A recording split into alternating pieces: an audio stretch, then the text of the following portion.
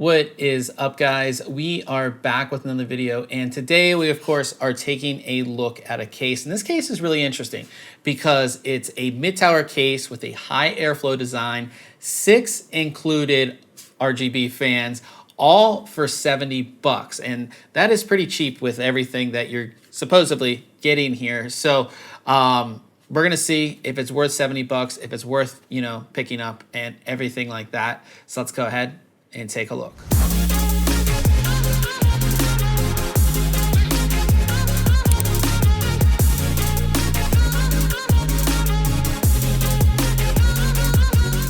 Starting things off, we received the white version of the X3, but it also comes in black as well. And the first thing that you're really gonna notice about this case is just how small it is, especially lengthwise. It's kind of like a short case, which isn't a bad thing, but it is gonna limit the size of graphics cards that you can install in here. So your graphics card max length in this case is gonna be 305 millimeters.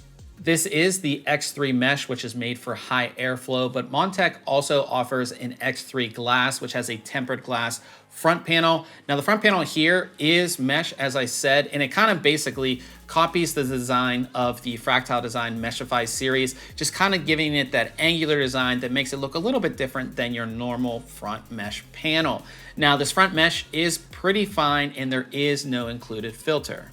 The front of the case easily pops off, and this reveals 3 140 millimeter cooling fans. Now these fans, you could call them RGB fans, but Montech calls them LED rainbow fans, and we'll talk about that in just a little bit. But do note that these fans are installed on the exterior of the frame of the case. So if you did want to go ahead and swap them out, you will have to work from the inside of the case. Moving up to the top of the case, we have a large ventilated section with a magnetic removable filter. Now below that, we have 2 included 120 millimeter fans. These are the RGB fans, and they're installed in an exhaust position. So you're basically gonna not wanna use the filter here because all the filter is gonna do is gonna decrease airflow out of the case.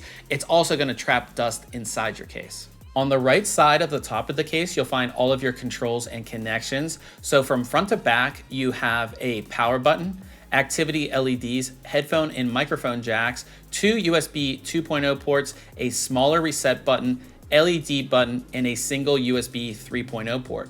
The main side panel of the case is a tempered glass panel. It's basically going to show off everything in your system. Now to open this panel, there's a small piece of fabric on the panel itself, and you easily just kind of open it up just like a door. And the cool thing about this is that the door itself is on a hinge design, so you can fully remove the side panel from the case, no problem, no tools, no screws, no anything like that. The entire panel itself is held into place with a magnet. The opposite side panel of the case is just a plain white panel, and it's held into place by 2 thumb screws. Moving around to the back of the case, we have a pretty standard design here. So we have our 6th and final RGB fan, which is a 120 millimeter fan. And then of course we have our motherboard mounts, 7 expansion slots, and our power supply mounts at the bottom of the case. Now the expansion slot covers are the ones that you kind of have to bend off the case. So definitely kind of plan which ones you're going to remove, because once you remove them, you can't put them back on the case. At the bottom of the case, you do have some ventilation for your power supply. It does have a filter on it, but it's one of those cheap kind of removable ones. As we get inside the case, we have our pretty standard 2-compartment design with the top compartment for your motherboard and your graphics card, and the bottom compartment for your power supply and storage. Looking at the main compartment where your motherboard's going to be housed, we can see just how short this case is, but we do have support for mini ITX, micro ATX, and ATX motherboards. As I said, we do have support for graphics cards up to 305 millimeters and CPU coolers as tall as 160 millimeters. Also around the motherboard, or where your motherboard is going to be installed, we do have cutouts for cable routing. They do not have the rubber inserts though. Moving down to the power supply cover, it does have a cutout in the front of it if you wanted to install something like a radiator in the front of the case. It does appear that you could install something like a 360 millimeter radiator in the front of the case. Also, we do have some ventilation on the power supply cover itself, as well as 2 fan mounts, although these fan mounts make absolutely no sense because the one is covered by your power supply And the other one, there's no ventilation from the bottom of the case where it is. Also, there's no screws to install fans here because you don't have any access from the bottom to install fans on these. So you would need like larger radiator style fans here, or fan screws, and you just don't have them. There's also a Montech logo on the power supply cover, as well as a cutout so you can go ahead and see your power supply. Removing the opposite side panel of the case, the first thing I really noticed is how flimsy that side panel is. It's definitely some of the thinnest steel that I've seen used on a case in a while. But when you open the back side of the case, the first thing you're gonna notice right off the bat is you have 6 Molex connectors, or actually 9 Molex connectors that are all daisy chained together. And these are for your fans. So the fans themselves, they're Molex only. So no 3-pin, no PWM, no connecting them to your motherboard for speed control. The 6, of course, are for powering your fans. The other 3 are for control of the RGB LEDs, which we'll tell you about in just a little bit. On the back side of the motherboard tray, there are 2 removable SSD mounts. Surprisingly enough, these are made of metal. And when I was removing one, I actually noticed how thin the metal on the motherboard tray is. You can really bend it and move it around. In the bottom compartment of the case towards the front, there is a small hard drive cage. This cage will support 2 3.5-inch hard drives, one actually in the cage and one on top. Now this cage is fully removable from the case. The other half of the bottom of the case is, of course, where you're going to go ahead and install your power supply. Now, we installed a Fractal Design Ion 2 Plus Platinum 860 watt power supply, which is 305 millimeters long, and it just fit. We basically had to wrap all of our cables over that hard drive cage. So if you aren't going to use it, I would suggest just removing it from the case.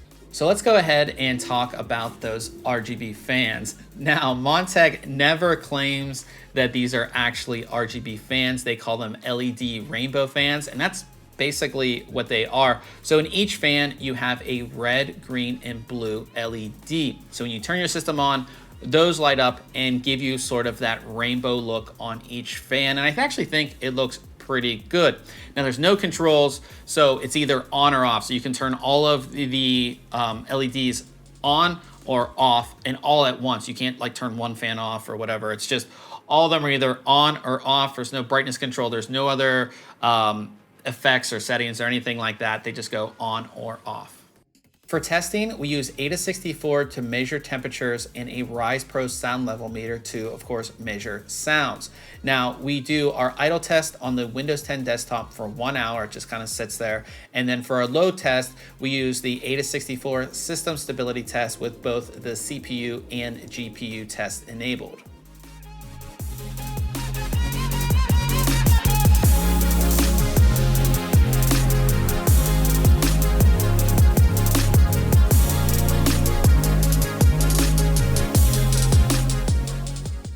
As we come to the end here, I look at this case and I think it's a very interesting case because when I first received it, I was like, yeah, I'm not gonna like this. It's gonna be a cheap case, you know.